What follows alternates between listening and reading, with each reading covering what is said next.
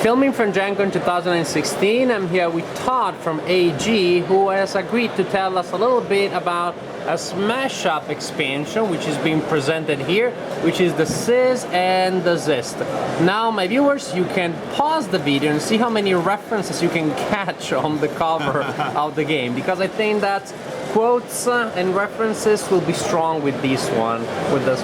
Fairly strong, yes. But of course, it's based on shows we've never seen before. Never. We totally thought all this up on our own. Amazing. We just were awash in cool ideas all of a sudden. But yes, so Cease and Desist will be in stores any moment now, and we did have it here at GenCon. It is a set that introduces 4 new factions, much like most Smash Up expansions do.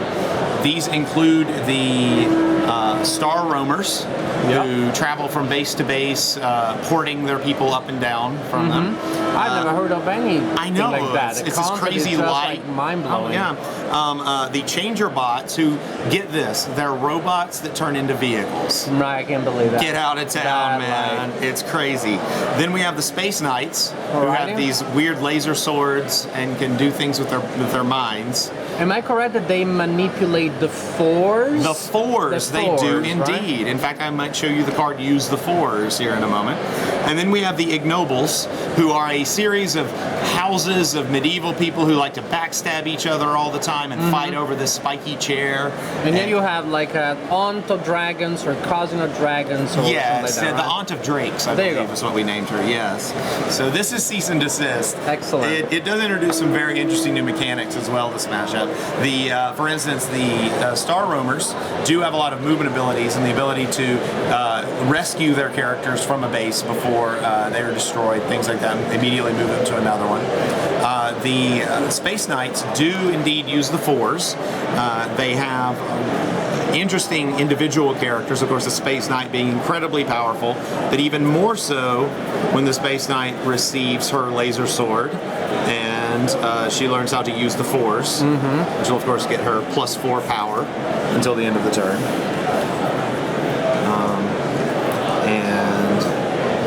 Of course you must be careful because sometimes your opponents might play a trap.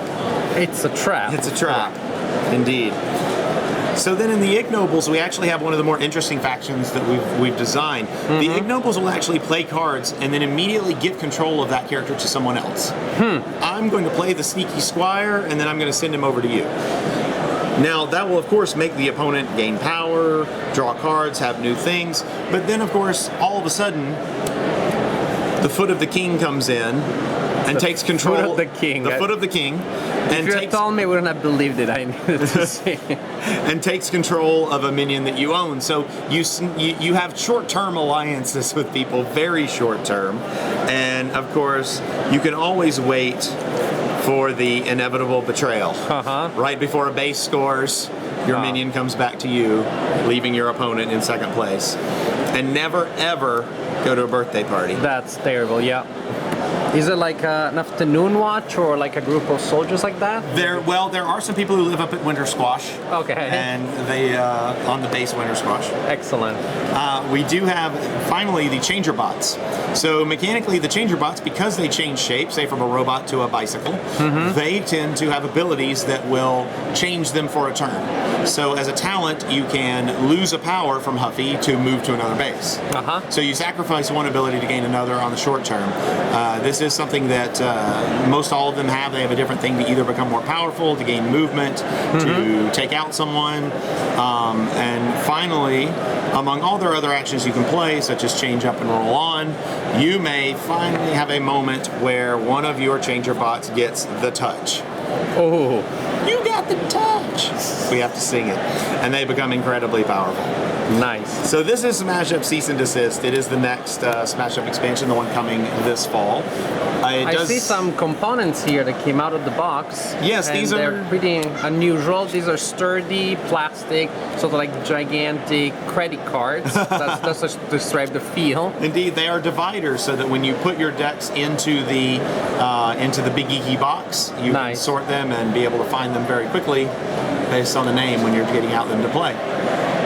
Excellent. Oh, this expansion looks like a lot of fun. It really looks to capture the spirit of Smash Up, which has always been just pure, unadulterated fun. You know, like may not be the deeper game out there, but it's one of the most entertaining ones. And I think this expansion really adds a lot of fun to it.